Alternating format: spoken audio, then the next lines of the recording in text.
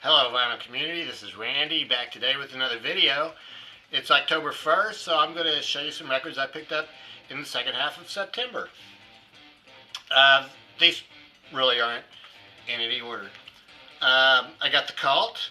This is a new reissue from a British band. I think maybe they started out being called the Southern Death Cult. Three-man band from the mid-80s. They had a couple albums before this that I had on, on cassette. Love and Electric. Those are both really good. When this album came out in 1989, I was a pretty big fan by then, so I got the CD. I broke one of my own rules by buying this album, but I really wanted to get the album. It's a 2-record set, so if anybody wants a CD, just let me know in the comments down below. I'll be happy to send that one to you. So the record is stretched across 2 records. I think this would be considered maybe a hard rock, maybe sort of a goth rock band, possibly, or I think just hard rock. Basically, it's just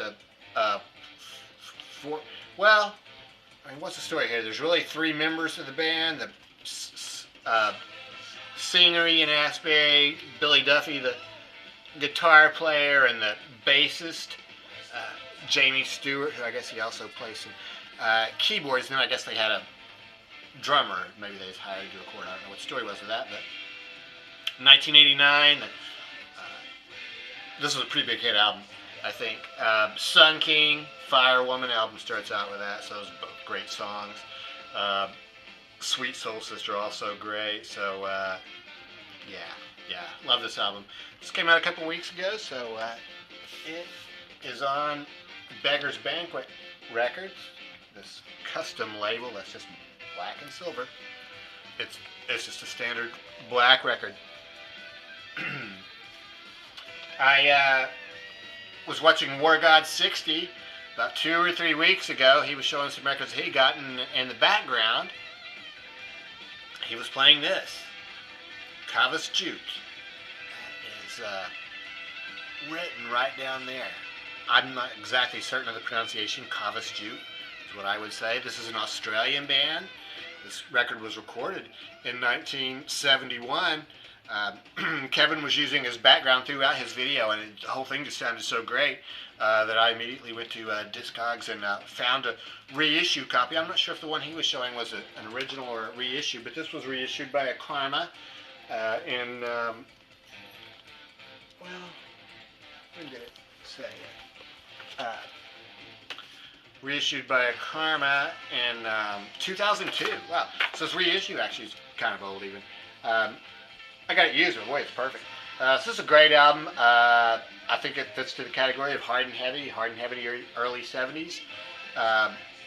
4-man band, 2 guitars, bass and drums. Dennis Wilson is the main guy. He wrote almost all the songs on here. The other 3 guys got 1 song each. And yeah, it's hard rock and music. I tell you, it reminded me of Free. You've heard Free? Just sort of the same vibe. The singer didn't necessarily sound like him. It's a 4-man band. They got 2 guitars, not just 1. But sort of that same hippie type, early 70s vibe. So yeah, I've really been enjoying it.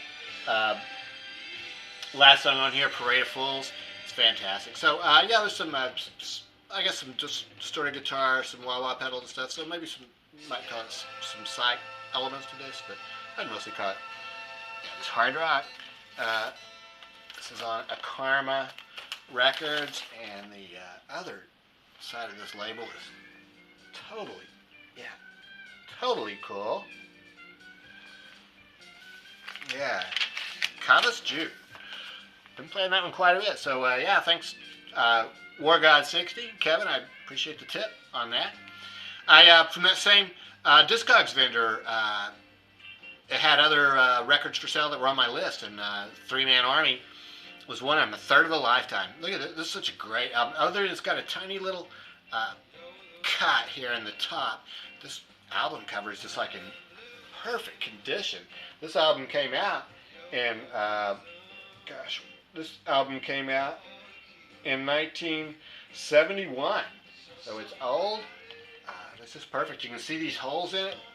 Check out this gun. It's got like the tuning keys over here, but it's mostly a gun. There's 3 hands on that gun. So, yeah, 3-man army. Here's what the band looks like. Adrian Gurvitz, the main singer and guitar player.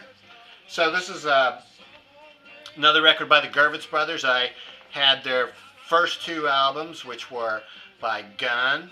Then they split up for a while, got back together as 3-Man Army. This is the first 3-Man Army record. Then there was the second one, which was just called 3-Man Army, which I showed that in a video a couple months ago.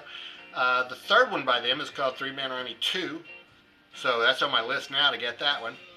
After that, they formed. Oh, so this record is great. It starts out with a song called Butter Queen, which is kind of like those first 2 Gun albums.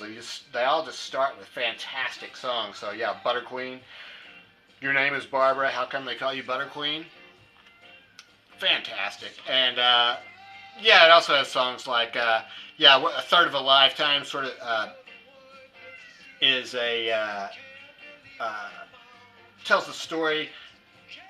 No, wait, sorry, that's an instrumental. And then what 3-Man Army sort of tells the story of the band when they were teenagers and leaving their homes, I guess, and going to London to become famous. So, yeah, once again, I think it's hard and heavy 70s rock. So, yeah, really glad to get this one, the Gurvitz brothers. Yeah. Oh, yeah, and this one is on this Kava Suit label. Really cool looking label. I think it's the only record I have on that label. So then after 3-Man Army, I guess that drummer left and they picked up Ginger Baker and became the Baker Gurvitz Army. So I just got this record too, and this has really just become one of my favorites. I've just been playing this constantly since I got it. 1975 for this one. This brings in some more progressive elements. This, in addition to Ginger Baker, it brings in Mr. Snips on lead vocals, and the keyboard player is Peter Lemmer, so he has some keyboard parts on this. So yeah, it does give it more of a sort of a progressive sound, and it's really, this is what we're hearing right now in the background. By the way, this song is called The Key. It has these songs on it though that has like The Gambler, The Dreamer, The Artist, and The Hustler. They're not, I wouldn't call them story songs, but I guess those are more like, oh gosh, what is the word for the archetypes, you know? So really good album. You can sort of hear what it sounds like. That first song is pretty hard and heavy, but after this it becomes more thoughtful, like this sort of a 70s hippie type album, I guess. It's just on the yellow Atco label. Came with the original sleeve though. The whole thing was all just in such great shape. Yeah, did I show you that cover? I mean, I just think it's the best album cover, really. And then the words on the inside, so yeah. Baker Gurvitz Army. Elysian Encounter is the name of that album. Also off Discogs, I think this one came up when I got one of those emails that says new items for sale on your want list, and this one showed up. So this is The Eyes of the Beacon Street Union. The band is the Beacon Street Union. This is a 1969 album. This is a psych band from Boston. Part of the Bosstown Sound, I think.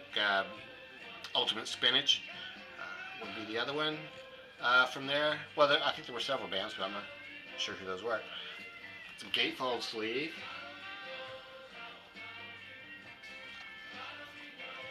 I think this has, you know, all the elements you would expect of a psych record of the 60s. There's some text here. It starts out with some talking at the beginning of the album, which is what this is. And then it goes into a song called Recitation, yeah, My Love Is. So that first song is great, but then it does 2 songs, Beautiful Delilah, the Kinks song, and Sportin' Life. that Beautiful Delilah, I mean, if there's one Kinks song I really don't like, that's it. And they do like an exact copy type version. I have no idea why they chose to do that. And the Sporting Life just doesn't fit in.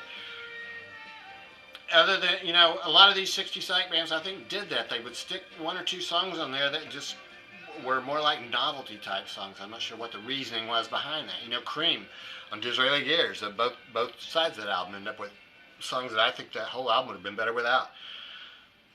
But that being said, this album really is very good after you get past those two songs. Yeah, it has just guitar. It's guitar oriented and psychedelic. Sadie Said No, I would say, has more of a garage orientation to it until it really gets into some distorted guitar later on. The second side of the album is all great. So yeah, driving guitars, guitar oriented. So yeah, Beacon Street Union. Glad to have picked that one up. It came with an inner sleeve too, the original inner sleeve. It is just on MGM Records, standard label. Yeah, I got another psych record. Grimies had listed this one as being re-released like a mid-September, but I got this at Luna Records, and this is actually from 2012, so I don't know if there's been another one issued just recently in 2019. This is a 2012 reissue, and this is on Columbia Masterworks. So this is a 1969 album by American, well, I guess you're going to call it a band, the American Metaphysical Circus. Does that refer to the band? I don't know. I guess that's the name of the album, though. Oh, yeah, Joe Bird and the Field Hippies. Sorry about that. Yeah, Joe Bird and the Field Hippies is the name of this. This one is, I heard Dave Mitchell discussing this in one of his videos a while back. I think he had found an original. And then also Cosmic Vinyl reviewed it recently. He gave a very good review of it, so I wanted to check it out. It's well, Cosmic Vinyl's review is very accurate. I don't really know what to think about this either. Some of it's okay. It starts out with a couple of really good songs. You Can't Ever Come Down and Moon Song. But then after that, you know, it's like I mentioned on the previous album, it goes into these novelty type songs. And really almost the whole second side is taken up with some stuff about a senior citizen retirement community. So I think that Joe Bird had some really big ambitions with this record, maybe trying to convey a message, you know, maybe about possibly racism, I guess, and income inequality. So I think his heart is in the right place, but some of it really does sound kind of dated, and just, I don't know, but it is interesting. I have listened to it several times. I'm not sure if I'm going to be pulling it out a whole lot to listen to it. I like United States of America record. Joe Bird was in the United States of America before this. This is his next project. So, and that one took a little while to grow on me too, because it also is sort of strange. So, I'll listen to this some more, I guess that's the bottom line with that one.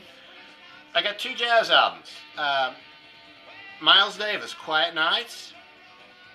This is another of his records with Gil Evans, arranger and orchestra conductor. So I guess there was Porgy and Bess, Sketches of Spain, Miles Ahead. Is it Miles Ahead? I think it was Miles Ahead. And this one with the Gil Evans Orchestra. So it's Miles playing with an orchestra. He's not playing with his quintet. They started working on these songs in 1961. These are like samba type songs. So I guess even before Stan Getz did his album with Antonio Carlos Jobim. But evidently they had trouble getting the sound they wanted. They worked on it for about 3 years, and then I guess Columbia finally decided to go ahead and put out what they had, which wasn't even enough to fill up both sides. So the last song on side 2, Summer Night, is the Miles Davis Quintet. This is that transitional quintet with Victor Feldman on piano, Ron Carter on bass, and Frank Butler on drums, with George Coleman on tenor sax. But the interesting thing about the one song on here that's credited to the quintet is that George Coleman does not play on that song. So you would really call it, I think, a Miles Davis quartet. But Corcovado is on here, the famous song from that Stan Getz album. I really like this album a lot, so I'm not sure how Miles felt about it. Maybe they just, I don't know if they liked it or they didn't like it or just felt like they couldn't quite finish it, but I think it worked out really well. Yeah, I think it's a very good description of it. Yeah, Quiet Nights. I love that album cover too, it's really beautiful. So, yeah, it's Miles Davis. That is on this Columbia 2-It's mono. This is a 1964, I think, just second pressing. So, sounds really good. I got one more Miles Davis from the same year, 7 Steps to Heaven. This is also with that transitional quintet with Victor Feldman, George Coleman, and Frank Butler on drums. So 3 of these songs were recorded in Hollywood. The ones that have Victor Feldman and Frank Butler are 3 of the songs on here. They are Basin Street Blues, I Fall in Love Too Easily, Baby Won't You Please Come Home. George Coleman does not appear on those 3 songs. So really, once again, those would be more like a quartet. George Coleman appears on the songs that were recorded in New York, which is the first appearance of Herbie Hancock and Tony Williams as part of the Miles Davis Quintet. So I tell you, when it goes from Frank Butler drumming on Baby Won't You Please Come Home to Tony Williams drumming on Joshua, it's just a stark difference. Nothing wrong with Frank Butler's drumming, but Anthony Williams just really so awesome. So, yeah, this is a great album. I mean, it's Miles. I like it a lot. This is Analog Productions from 2017. There's some pictures of Miles on the inside. They didn't put the rest of the band in there. There's some notes by Leonard Feather. This is where I learned that information about how this album was recorded. And it sounds really good. I'm really enjoying it. So, yeah, Miles Davis. So, there you have it. That's what I got in the second part of September. I'm really happy with all these albums. Other than that Joe Bird, which is questionable, and I'm going to listen to it some more. Other than that, all these have just been great. So, you know, most of these records, I mean, it's not like I really am just that easy to like every single thing that I hear, but most of these records are not a mystery to them when I get them. I mean, I hear other people in the vinyl community talk about them, like that Kava Suit. You know, I knew I was going to like that when I got it, you know, the Cult. So, yeah. So anyway, I'd be interested to know what you think about any of these albums, and hope you're having a great day wherever you are, and that's it. Yeah, thanks very much for watching.